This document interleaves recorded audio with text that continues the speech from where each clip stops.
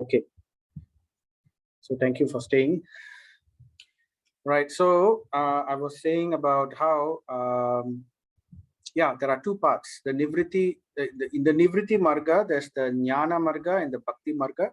Okay, so chapter 18 is going to discuss these aspects of renunciation. So we are going to understand further the mysteries of detachment, because detachment is important in spiritual life. And we have to understand carefully what's the main points of this. So therefore, Moksha Sannyasa Yoga, the secret of sannyas. So it is going to be mentioned here. So if you see chapters, if you look at this, right, like this is what I was telling you just now. In the yogi path, we have the Jnana Marga, also sometimes known as the path of light, and we have the Bhakti Yoga, right? So in the Jnana Marga, it begins with Karma Yoga, and then it goes to Jnana Yoga, and then it goes to Dhyana Yoga. So Karma Yoga initially begins with those people, they perform their duties, but they're doing it for the sake of duty and doing it for duty's sake. So this creates a culture of sacrifice, a culture of,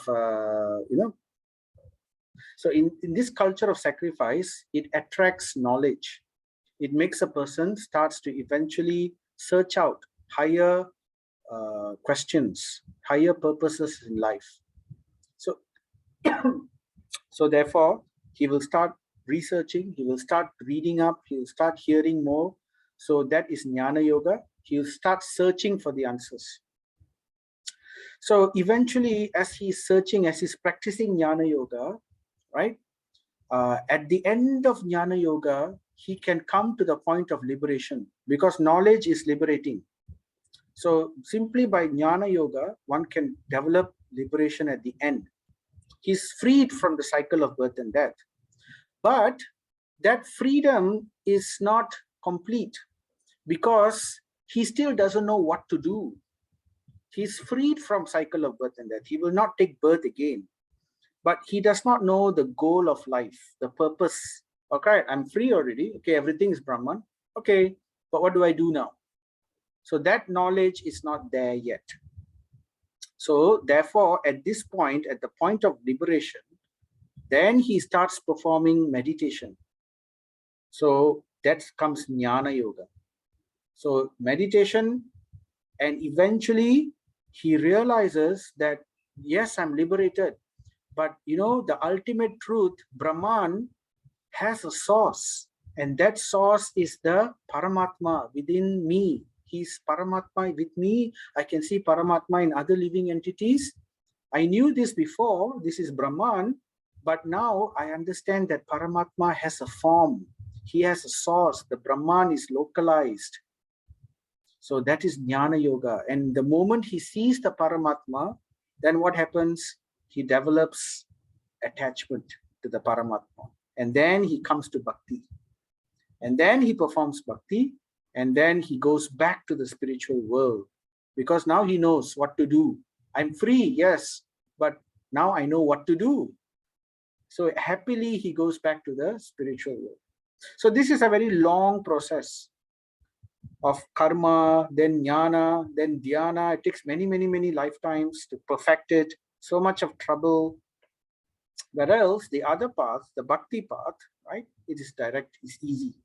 But both paths, whether it is the jnana marga or whether it's the bhakti marga, both paths involve detachment from matter. So we are trying to detach from matter in both ways. So the perfection of this detachment technique is given in chapter 18. So in verses 1 and 2, Krishna talks about the concept of Tyaga and Sannyas. So what is this Tyaga and Sannyas? Okay, oops, just a moment. It's a bit slow today. Okay. So in 18.1, the first verse in chapter 18, Arjuna will question, what is the purpose of Tyaga and Sannyasa? What is Tyaga? What is Sannyasa?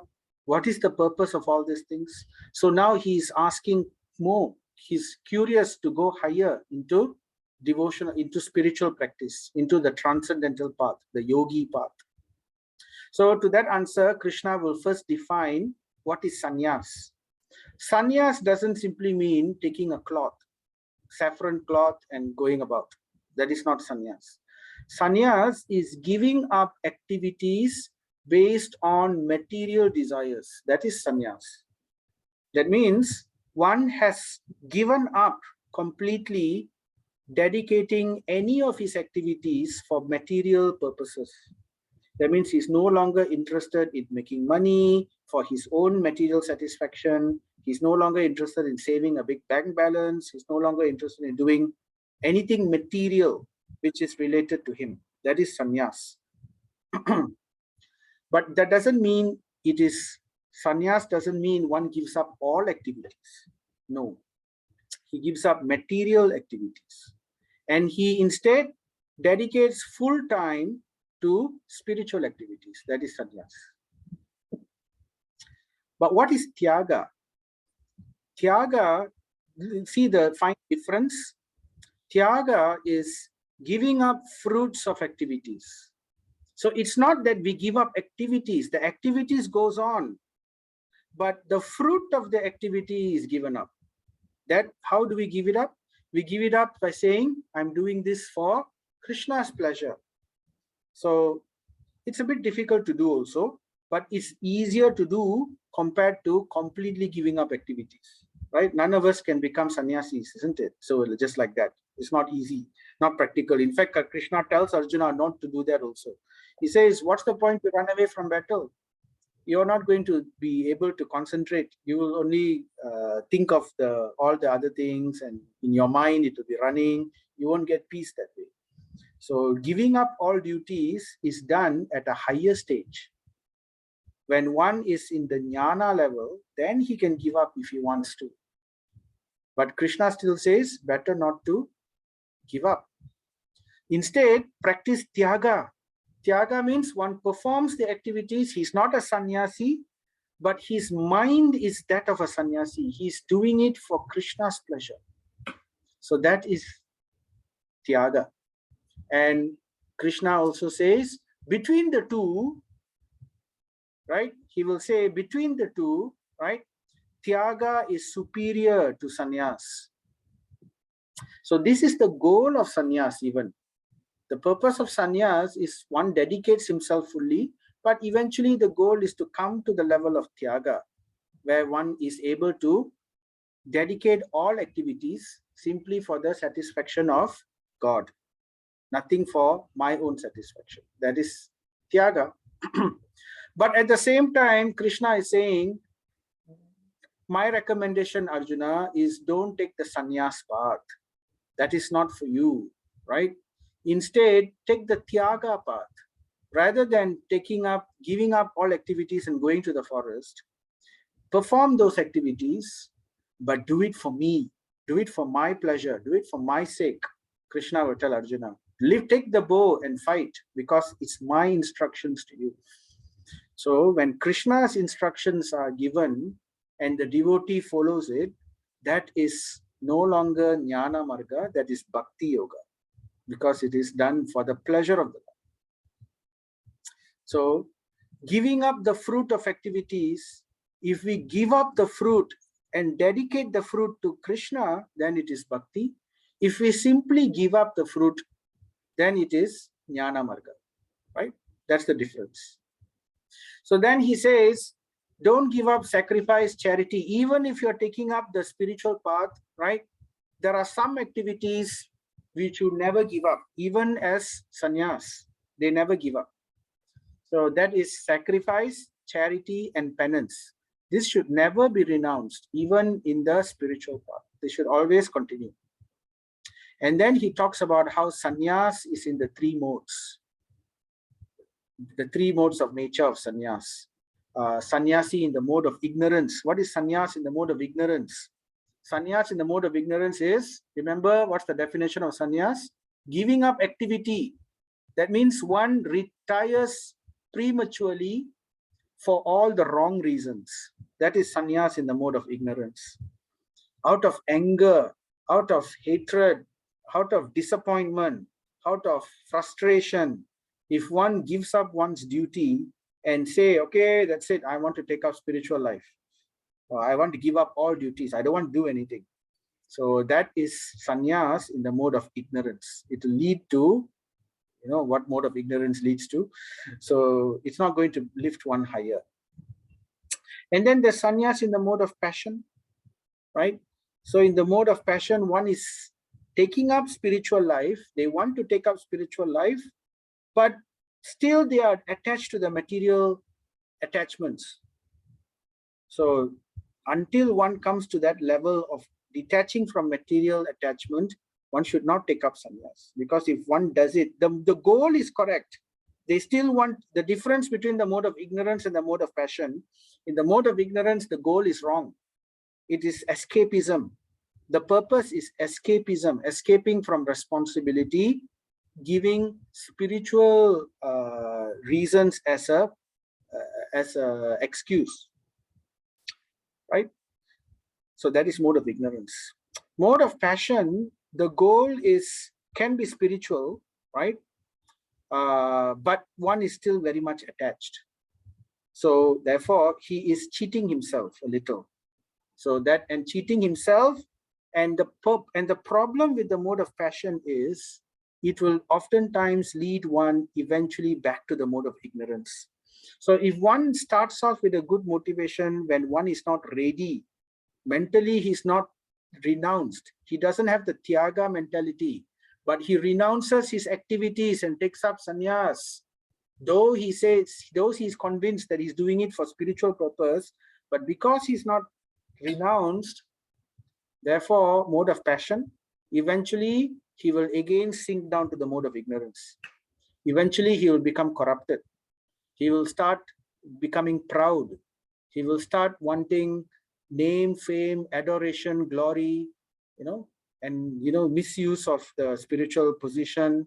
This kind of thing starts happening. So that's why sannyas in the mode of passion is not accepted. In fact, generally, sannyas in Kali Yuga is very is something which is prohibited. Only in very exceptional circumstances, one is to take up sannyas. Instead, far better to practice the Tyaga mentality in Karma Yoga or Bhakti Yoga, right? So, and then sannyas in the mode of goodness, that is doing it for the right purposes. Right? One is already cultivated the Tyaga mentality, and then simply changing the ashram, that is sannyas. After that, Krishna talks more details about the secrets of action, because we have heard in the earlier chapters, how action binds us, right? How activities and actions binds us in this material world. And then here Krishna is saying, don't give up everything. Though I'm saying that actions bind you, don't give up. Instead, develop the Tyaga mentality, the renouncing mentality of the mind. Give up the fruits of action. Perform your duty, but give up the fruits of action. And then he gives most detailed how to do that, how to develop this Tyaga mentality. So Krishna gives more knowledge, the secrets of action from 1813 all the way to 1839. So these are very important concepts we must understand if we want to develop Tyaga within us. Okay, so first he talks about the 5 causes of action. First, you must understand, Arjuna. Krishna says, right, there are 5 causes of action. Sometimes ignorant people, in their arrogance, they think I am the doer. It's because of me something happened. I did this. I alone did this, right? So Krishna says, no, you are just one, right? There are 5 causes of action. So what are these 5 causes of action? The first one is body or the place. the type of body that you've got, the type of place that we are performing the action. That's why Bhagavad Gita begins with the first chapter, first verse, Dharma Kshetre Kurukshetre. That's why Dhritarashtra became very worried, because this war is going to take place in Dharma Kshetre, in Kurukshetra, which is a place of pilgrimage. So he's worried. So he understands, he knows place can affect the outcome, the body, the type of body that we have. Not everybody can do the same things, right? Somebody can do different physical activities. Some people can do gymnastics, some people cannot. Some people can stand upside down, some people cannot. Some people can swim, some people can't. So, different types of body. Some people have allergies, some people don't. So the type of body which we have got due to our previous karma, right, it sort of limits us to a certain extent also. So we have to understand this. These are limitations of action. And these are the cause of action. The body limits us as well as it creates it's one of the causes of action. But that's not alone, right? Simply coming to a holy place and doing nothing, or simply having a very powerful, strong, capable body but doing nothing, is not going to give any result. So it's sort of like this farmer. So the farmer, he may have inherited a beautiful land, very fertile land. He may have inherited nice utensils to do farming. All the seeds are there and everything. But if he doesn't put any effort, then nothing is going to come out.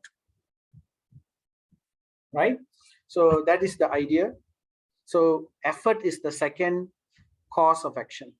And then most people, then comes what is called the worker.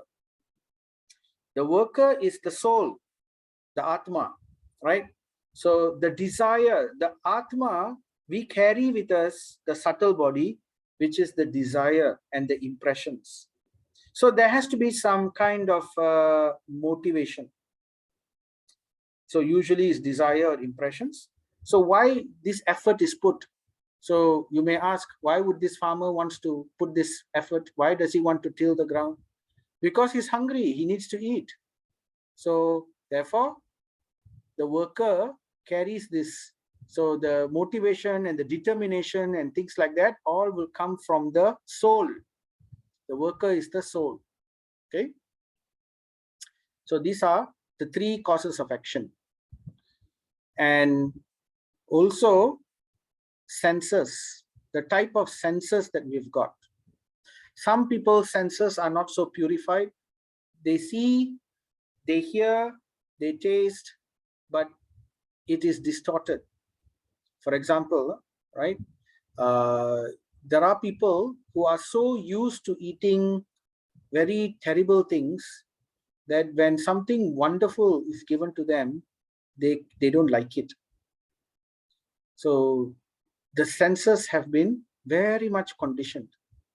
So it depends on the senses, the eyes, the nose. So sometimes people hear all kinds of things, but one person hears is different from what another person hears in the way they have understood it. So there's a famous poet, his name is Byron Black, an English poet. So he writes in one of his poems, he writes, both you and I read the Bible day and night, but while I see light, you see night. Something like that, the poetry. So he says, both you and I read the Bible day and night. Both of us are seeing, both of us are hearing, both of us are tasting. So all the senses are being performed. But you are getting a very different picture, whereas I am getting a very different picture from the same thing which we are reading. So both you and I are reading the Bible day and night, but you are seeing day, I am seeing day, whereas you are seeing night. Something, I can't remember the exact poetry, but that's how it went. So the idea is we get very different impressions from the type of senses that we have got. the type of eyes, the type of nose, the type of ears, the type of tongue. One man's food is another man's poison. Some people like to eat salty food, some people like to eat sweet food. Among sweets also, some people like jalebi, some people don't like jalebi, they like laddu. So like that, different people have different desires. So accordingly, the senses, which are all grouped with the mind, they are also one of the causes of action. So we have worker, effort, senses, body, or the place. Okay, so 1, 2, 3, 4, and we have one last cause of action. So you may have the best of body, best of instrument, healthy and everything, best of place, very fertile land, right? Just like this farmer, he has the very good instruments, he has a fertile land, he has the motivation to work because he's hungry, right? And then he has the right senses, he knows what to do with the instruments, he knows how to tile the work, and he has the energy to put the effort, right? But all of these will come to nothing without the last cause of action, which is Paramatma, the super soul sitting in the heart. So Deva, sometimes it's also known as Deva. So you need the support of, you need the sanction of God. You have the effort, you have the senses, you have everything, but the sanction of God or destiny. So according to our karma, which is basically controlled by destiny, which is part of controlled by God. So therefore, in other words, Paramatma. What is Paramatma's role? Paramatma's role within our heart is to witness all the things that we have done and accordingly deliver the destiny which is due to us, and to also allow the body to function. So that's Paramatma. So this has to, the Lord has to accept, the Lord has to sanction. Okay. So these are the 5 causes of action. So we want to understand how we can use these 5 causes of action, how we can purify this so that we can come to this conclusion, 1817, Tyaga, right? How we can come to the point of Tyaga. So what is Tyaga definition? One who is not motivated by false ego, whose intelligence is not entangled.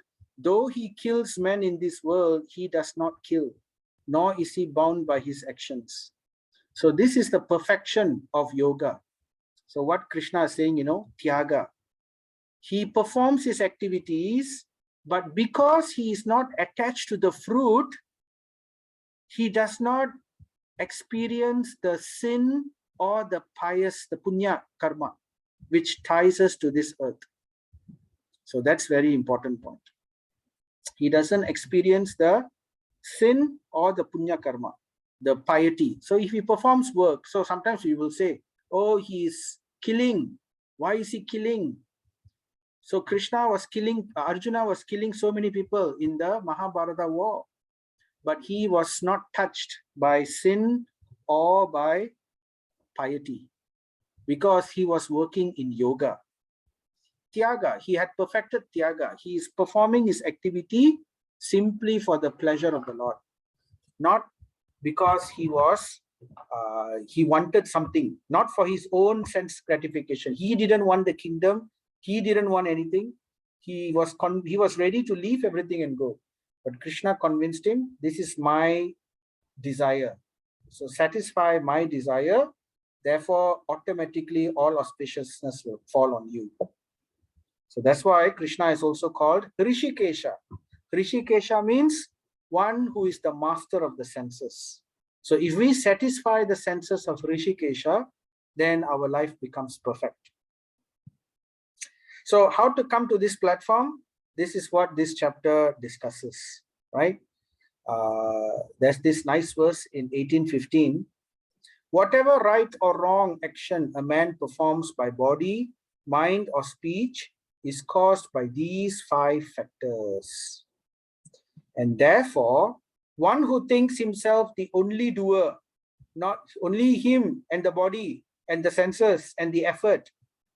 If he thinks like that, not considering the 5 factors, then he is certainly not very intelligent and cannot see things as they are. So a lot of atheists think this way. So Krishna is saying there is a 5 factors which affect action. And these 5 factors, the type of action that we will perform, these are the 5 factors, right? You need all of these to perform action. Without any one of these, we cannot perform action. Now, the type of action which we perform, whether the action is going to tie us down to this material world or not, whether it's going to bring us to a worse situation, whether it's going to give sin to us, whether it's going to bring us to hell or a lower life form, or whether it's going to give us happiness, a higher situation, that is affected by knowledge. Okay, so knowledge will affect the type of action which we will perform. And with knowledge, we will also understand what is our object, right? So for example, the farmer has his tools, has his land, and then he puts in his effort, and Paramatma sanctions it also, right? The devatas allow the plants to grow, okay, all right? But he needs to have the knowledge of farming. Simply putting effort, he can, put effort. What effort? I need to know what to do. I need to know that I need to create trenches for the water to flow. I need to create some, trenches for the plants to be planted. I need to uproot all the roots first. I need to do weeding first. So all this is knowledge. So that will influence the type of action which we are going to perform. If we have knowledge, we will act in a certain way. If we don't have knowledge, we will act in a different way. Okay, and then the object. What is the object? Right, the object is what the farmer wants to attain. Basically, he wants to attain the fruit. So the knowledge gives you the opportunity to grow the plants, and then once the plants grow, it will produce the yield, the harvest. So that's his object. He wants the harvest. Why does he want the harvest? He wants the harvest because he thinks it will give him happiness. So therefore, these are all the secrets of action. This is how action works. The 5 causes of action, the knowledge which affects action, the object which is fueling our desire for action, and what we think we will ultimately attain from that object. So these are the secrets of action. So we will talk about these things in detail in the next session. So there are, all of these are in the 3 modes. We have knowledge in the 3 modes. We have object in the 3 modes. We have happiness in the 3 modes. We have many things in between also in the 3 modes, which all of these will give us the ultimate reaction.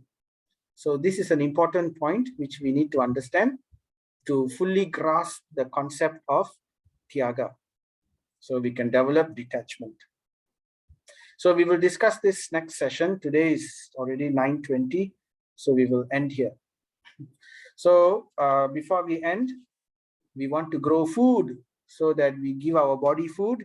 So in the same way, we give our soul food as well. And what is the food for the soul? It is the chanting of the holy names of the Lord. So let me just go to that slide. Just a moment.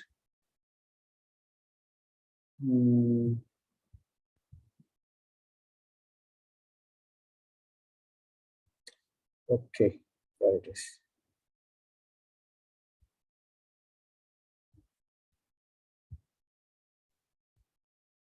Okay, so let us chant together. Jai Sri Krishna Chaitanya Prabhu Nityananda Sri Advaita Gadadhara Sri Vasadi Gaura Bhakta. Hare Krishna, Krishna Krishna Krishna, Hare Krishna Hare, Hare Rama, Rama Rama, Hare Hare. Hare Krishna, Krishna Krishna, Hare Hare, Hare Rama, Rama Hare Hare. Hare Krishna, Krishna Krishna, Hare Hare, Hare Rama, Rama Hare Hare. Om Tat Sat. So let us continue chanting in our time, in our free time every day. And in this way, chanting is very important because it helps us to understand better the spiritual discussion or the spiritual knowledge. The more we chant, it purifies our senses. Remember, just now I mentioned we have the 5 factors of action, and one of them was the senses, right? So one of the ways to purify the senses is by bringing it to the mode of goodness. That is for the normal people, right? But for spiritualists, for those who want to understand spiritual knowledge, we want to purify our senses even further, to bring it to a level where we can understand spiritual instructions clearly, easily. So one of the best ways of purifying ourselves is Cheto Darpana Marjanam, right? To clean the dust in the heart, chanting the holy names of the Lord. So simply by chanting more and reading Bhagavad Gita, reciting the verses of the Bhagavad Gita, we purify our senses, we purify our mind, our heart, and in this way, spiritual instructions makes it easier for us to understand, easier for us to grasp, because the faith is stronger and the mercy of the Lord is also there.